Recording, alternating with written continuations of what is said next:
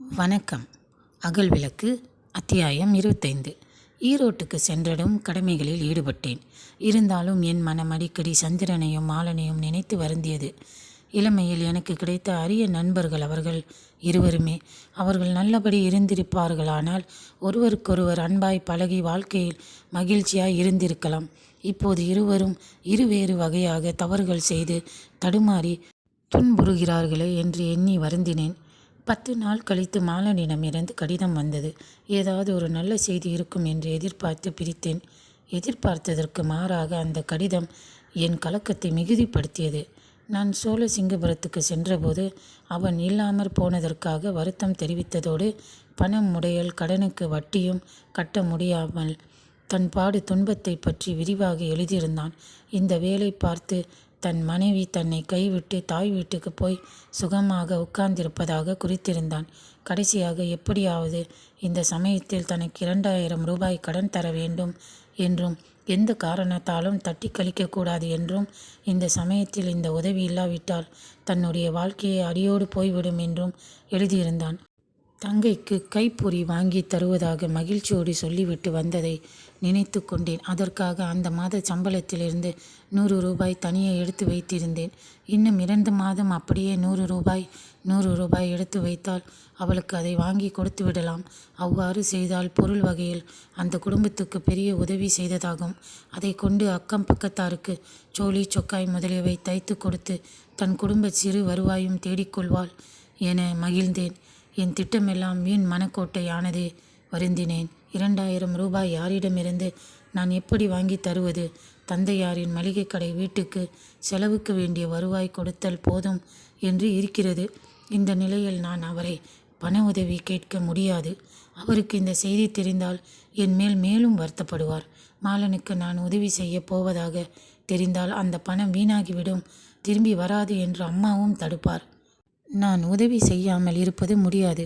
மாலனும் பொறுப்போடு பணத்தை கையாள்பவனாகவும் தெரியவில்லை. வீண் செலவு செய்பவன் அல்ல. ஆனால் வழியில் போய் ஏமாந்து கெடுகிறான். என்ன செய்வது என்று 3-4 நாள் கலங்கிக் கொண்டிருந்தேன். கடைசியில் 1000 ரூபாயாவது அனுப்புவது என்று கையில் இருந்த 200ோடு இன்னும் 800 கடன் வாங்கி சேர்த்து அனுப்புவது என்று முடிவும் செய்தேன். யாரிடம் சென்று கடன் கேட்பது? நண்பராகிய நாடாளுமன்ற தலைவரிடமே சென்றேன். அவரும் பண வகையில் பலருக்கு கொடுத்து ஏமாந்த கதைகளை எல்லாம் என்னிடம் விரிவாக சொல்லி கடைசியில் பணம் கொடுக்க இசைந்தார். மாதம் 100 8 மாதத்தில் திருப்பி தந்துவிட வேண்டும் என்று கேட்டுக்கொண்டு கொடுத்தார். 1000ம் சேர்த்து மாலனுக்கு அனுப்பிய போது விரிவாக ஒரு கடிதம் எழுதினேன். கடன் வாங்கி ஆளை வைக்கும் முயற்சி தொடங்கியிருக்க கூடாது என்றும், அங்கேயே இருந்து இரவும் பகலும் தொழிலை கவனிக்க வேண்டும் என்றும், இனிமேல் சாமியார்கள் பின்னே சுற்றக்கூடாது என்றும், மூட நம்பிக்கைகளை குறைத்து உழைப்பையும் உண்மையும் நம்ப வேண்டும் என்றும் கடுமையாகவே எழுதியிருந்தேன். அவனுடைய மனைவி கற்பகம் என் தாய் கண்டு பேசினார் என்றும், அவளாக கணவனை விட்டு வரவில்லையாம் என்றும், கணவனோடு எப்பொழுதும் வாழ விரும்புகிறாளாம் என்றும், மாமனார் கொடுத்தால் பணம் வாங்கி கொள்ள வேண்டுமே தவிர வற்புறுத்தி கேட்பது தகாது என்றும், எனக்கு நேரே தெரியாத செய்திகள் போல் அவனுடைய மன உணர்ச்சியை புண்படுத்தாத வகையில் குடும்பத்தை பற்றியும் அறிவுரை எழுதியிருந்தேன். சந்திரனைப் போல் அவன் கடிதம் எழுதாமல் இருக்கவில்லை. அந்த வகையில் அவன் ஒருபடி மேலானவன் என்றே சொல்ல வேண்டும். உடனே கடிதம் எழுதியிருந்தான். பணம் வந்து சேர்ந்ததற்காக நன்றி தெரிவித்தான். இன்னும் 1000 அனுப்ப முடிந்தால் பேருதவியாகும் என்றும் எழுதியிருந்தான். இனிமேல் தொழிலை அக்கறையுடன் கவனிக்க முடியும் என்றும் உறுதி கூறியிருந்தான். ஆனால் தன் மனைவியை பற்றி ஒரு சொல்லும் எழுதவில்லை. ஒரு கால் இந்த துறையில் எனக்கு ஒன்றும் தெரியாது என்றும், பணம் வாங்க திறமையில்லாத என்னுடைய அறிவுரையும் எடுத்து கொள்ளக்கூடாது என்றும் எண்ணியிருப்பான். கல்லூரியில் படித்தபோது நான் சோதிடத்தை நம்பவில்லை. அப்போது உனக்கு ஒன்றும் தெரியாது என்று இகழ்ந்தவன் அவன். அதே மனநிலையோடு இப்போதும் என் அறிவுரையை இகழ்ந்து ஒதுக்கியிருக்கக்கூடும். இப்படி மனைவியை தாய் வீட்டுக்கு அனுப்பி பணம் கேட்பதில் தவறு ஒன்றுமில்லை என்று எண்ணிவிட்டிருப்பான். அப்படியே போகட்டும். தொழில் நன்றாக நடந்த பிறகாவது திருந்தினால் போதும் என்று ஆறுதல் அடைந்தேன். 5ஆம் மாதம் மனைவியையும் மாதவியையும் அழைத்து வருவதற்காக ரயில் ஏறி ஊருக்கு புறப்பட்ட போது மாலனுக்கு உதவி செய்ததை பற்றி வீட்டில் யாருக்கும் சொல்லக்கூடாது என்று தீர்மானம் செய்து கொண்டேன். தையல் பொறி வாங்குவது பற்றி அம்மா ஏதாவது கேட்டால் திருடனை தொழில் கொட்டியது போல் இருக்க வேண்டும் என்று எண்ணிக்கொண்டேன். நான் வீட்டுக்குள் நுழைந்தவுடன் தங்கை மணிமேகலையை தான் கண்டேன். அவளுக்கு செய்வதாக சொன்ன உதவியை நினைத்து மனம் திக்கென்றது. ஒருவாறு மனதை மாற்றிக்கொண்டு பேசினேன். மனைவியும் குழந்தையும் இருந்தார்கள். அம்மா இல்லை, எங்கே என்று கேட்டேன். கற்பகத்தின் அண்ணி இறந்து விட்டதாக சொல்லவே அம்மாவும் அவர்களோடு நேற்று புறப்பட்டு போனார்கள் என்றாள் தங்கை. நேற்று கற்பகம் அழ, மாமி அழ, வீடே ஒரே துயரமாக இருந்தது. மாமிதான் மிகுதியாக அழுதார்கள் என்றாள் மனைவி. என்ன காரணம்? திடீரென்று இறந்து போன காரணம் என்றேன். யாருக்கும் தெரியாது, அம்மா வந்தால்தான் தெரியும் என்று சொல்லிக்கொண்டே பாக்கியம் வந்தார். என்னென்னவோ எண்ணினேன். சந்திரன் ஏதாவது கொடுமை செய்திருப்பானோ என்றும் ஒரு எண்ணம் வந்தது. சே, என்ன கெட்டவனாக இருந்தாலும் அந்த எல்லைக்கு போயிருக்க மாட்டான் என்று தெளிந்தேன். அன்று பகல் உணவுக்கு உட்கார்ந்தபோது பாக்கியம் தங்கையும் மனைவியும் உடன் உட்கார்ந்து உண்ணுமாறு வற்புறுத்தினார்கள். மாதவி தூங்குகிறாள். அவள் எழுவதற்கு முன்னே சாப்பிட்டு வேலை முடித்து விடலாம் என்று வற்புறுத்தி உண்ணச் செய்தார். உணவின் போது கற்பகத்தின் பேச்சை தங்கை தொடங்கினாள். வீட்டில் பிறந்த பெண் நன்றாக இல்லை, புகுந்த பெண்ணும் இப்படி ஆகிவிட்டாள் என்று வருந்தினாள். மறுபடியும் அவளை பெண்ணாய் பிறந்தவர்கள் எல்லோரும் திருமணம் செய்து கொள்ள வேண்டும் என்று பெற்றோர்கள் வற்புறுத்தக்கூடாது. தக்க கணவர் கிடைக்காத பெண்கள் திருமணம் ஆகாமலே இருக்கட்டும் என்று விட்டுவிட வேண்டும். நம் நாட்டில் மணிமேகலை இல்லையா, ஆண்டாள் இல்லையா என்றாள். உணவு பரிமாறிக்கொண்டிருந்த பாக்கியம், மணிமேகலைக்கு தக்க கணவன் இல்லையா, அவளே துறவியாகிவிட்டாள். ஆண்டாளுக்கு கணவன் கிடைக்கவில்லையா, மனிதரை மணக்க மாட்டேன் என்று உறுதி பூண்டாள் என்றார். நல்ல கணவராக இல்லை என்று தெரிந்தால் நாமும் அப்படி இருந்து விட வேண்டும் என்றாள் தங்கை. என் இலையில் மோர் விட்டபடியே பாக்கியம் அதற்கு மறுமொழி சொன்னார். ஆண்டாளைப் போல் மனிதர் யாரையும் மணந்து கொள்ள மாட்டேன் என்று சொன்னாலும் சொல்லலாம். ஆனால் மீராவைப் போல் திருமணம் ஆன பிறகு கணவனை கைவிட்டு போகக்கூடாது என்றார். என் மனம் திடுக்கிற்றாற் போல் நின்றது. உணவை மறந்து அவருடைய புதிய கருத்தில் சென்றது. அவர் விட்ட மோர் இலை விட்டு ஓடி மனைவியின் இலை பக்கம் சென்றது. அப்புறம் யோசிக்கலாம், சோற்றை பிசையுங்கள், மோர் தரையில் ஓடுகிறது என்று மனைவி சொன்னபோதுதான் என் கைகள் கடமையை உணர்ந்தன.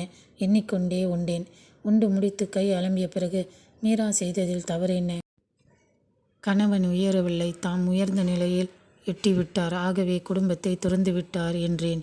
சரி இருக்கலாம். காளி கோயில் ராமகிருஷ்ணர் தவம் செய்தாரே, அவர் உயர்ந்த நிலையை அடையவில்லையா? அதனால் மனைவி சாரதாமணியை விட்டு துறக்கவில்லையே. மனைவியிடத்திலும் கடவுளையே கண்டாரே.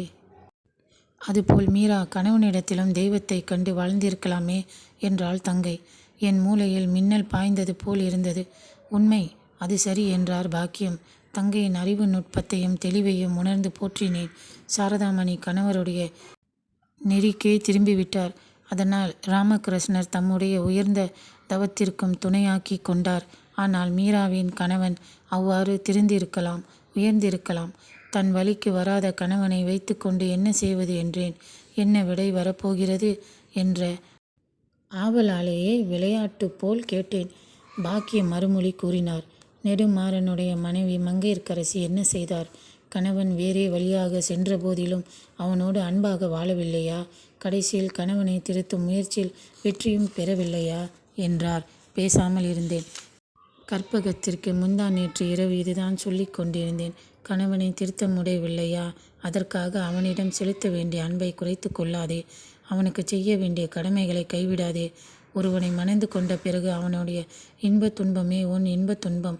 இன்பத் துன்பம் மட்டுமல்ல, ஆக்கமும் அழிவும் கூட. அப்படியே இருவருக்கும் பொதுவாக கருத வேண்டும். கணவனுடைய அழிவில் நீ கலந்து அழிவதில் ஒரு மகிழ்ச்சி வேண்டும் என்று என்னவோ சொன்னேன். கோவலனுடைய தவறு நன்றாக தெரிந்திருந்தும் எதிர்த்து பிரிந்து வாழ்வதை விட அந்த தவறான வாழ்வுக்கு துணையாக இசைந்து சாவதே நல்லது என்ற துணிவு கண்ணகியிடம் இருந்தது. அதனால் தான் பொருள் இறந்து வருந்திய கணவனுக்கு தன் கால் சிலம்பை கொடுக்க முன்வந்தாள். கணவனை திருத்த முடியும் என்ற நம்பிக்கை இல்லாத போதும் அந்த வாழ்வுக்கு துணையாக இருந்துவிட்டு சாக துணிந்த மனம் அது. அந்த மனம் எளிதில் வராது. தியாகத்தின் ஊறி பண்பட்ட மனம் அது. குடிகார மகனாக இருந்தாலும் அவனுக்கு கொடுத்து கொடுத்து செல்வத்தை அளிக்க துணியும் தாயின் மனம் அது. அதற்கு எவ்வளவு அன்பு வேண்டும், எவ்வளவு தியாகம் வேண்டும். சரியோ தவறோ, ஒருவனோடு பிணைந்து விட்ட வாழ்வு அவனோடையே போகட்டும் என்ற துணிவு பழங்காலத்தில் பெண்களுக்கு இருந்தது. இந்த காலத்தில் எந்த பெண்ணும் இப்படி துணிய மாட்டாள். கற்பகம் மட்டும் துணிய முடியுமா? அவளையும் குறை கூற முடியாது என்றார். கற்பகத்திடமும் குறை உண்டு என்றேன். உண்டு உண்டு, அவளும் பிடிவாதக்காரி, நயமாக பேசவும் பழகவும் தெரியாதவள். ஆனால் உண்மையும் நேர்மையும் உள்ளவள். உண்மையும் நேர்மையும் மட்டும் இருந்தால் குடும்பத்துக்கு போதுமா? அவற்றால் மனங்களை பிணைக்க முடியாது. அன்பும் நயமும் தான் மனங்களை சேர்க்கும் ஆற்றல் உள்ளவை. கற்பகத்திடம் அந்த குறை உண்டு. எதற்கும் வெட்டு ஒன்று துண்டு இரண்டு என்று பேசுவாள். நயமே இல்லை என்றார். அவளுடைய அண்ணன் சந்திரனிடம் அந்த குறை உண்டு என்றேன். அதற்குள் குழந்தை மாதவி விழித்த அளவே எங்கள் பேச்சு அந்த அளவில் நின்றது. மறுநாள் பகல் 2 மணிக்குத்தான் பெருங்காஞ்சியிலிருந்து அம்மா வந்து சேர்ந்தார். வந்ததும் அழுத்து களைத்து கூடத்தில் உட்கார்ந்தாள். செய்தி அறிவதற்காக நாங்கள் எல்லோரும் சுற்றி உட்கார்ந்தோம். அப்போது அப்பா வீட்டில் இருந்தார். அவரும் செய்தி தெரிந்து கொள்வதற்காக நின்றார். கற்பகத்தின் கல்யாணத்துக்கு போனபோது 1½ நாள் பழகினேன். அவளுடைய அன்பையும் குணத்தையும் நினைத்தால் மனம் கேட்கவில்லை. ஐயோ பெண்ணே, போய் பிணமாய் பார்த்தேன். நம் வீட்டுக்கு வரணும் வரணும் என்று அவ்வளவு ஆசையாக இருந்தாளாம்.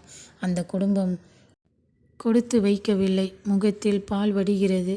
என்ன கலை, என்ன குணம், ஊரே அழுதுவிட்டது என்றார். என்னம்மா உடம்புக்கு என்றேன். கிணற்றிலே விழுந்து உயிரை விட்டு விட்டாளாம். கணவனுடைய கொடுமை பொறுக்க முடியாமல் தான். இதை கேட்டதும் என் நெஞ்சம் குமுறியது. ஐயோ பாவி என்றாள் என் மனைவி. அம்மா விரிவாக சொல்லத் தொடங்கினார். அடிதடி நடக்கிற குடும்பமாய் போச்சு. எல்லோரும் சொல்கிறார்கள். ஒவ்வொரு நகையாய் கேட்டு வாங்கி ஊரில் கண்ட பெண்களுக்கெல்லாம் கொடுத்து விட்டான். அடித்து உதைத்து நகையை கழற்றி கொண்டு போகும் பழக்கம் இருந்திருக்கிறது. கடன் கேட்டால் ஊரில் கொடுப்பார் இல்லை. பணம் இல்லாத போது இப்படி நகைகளை கழற்றி கொண்டு போயிருக்கிறான். ஊரில் அவனை பழிக்கிற பழி எல்லாம் கேட்டு உருகி குன்றி போய் விட்டாள் அந்த பெண். முன்னால் இரவு வந்தபோது மனதில் இருந்ததையெல்லாம் சொல்லி கேட்டதையெல்லாம் கேட்டுவிட்டாள். அவன் கோபத்தால் தடியும் தம்பும் எடுத்து அடித்திருக்கிறான்.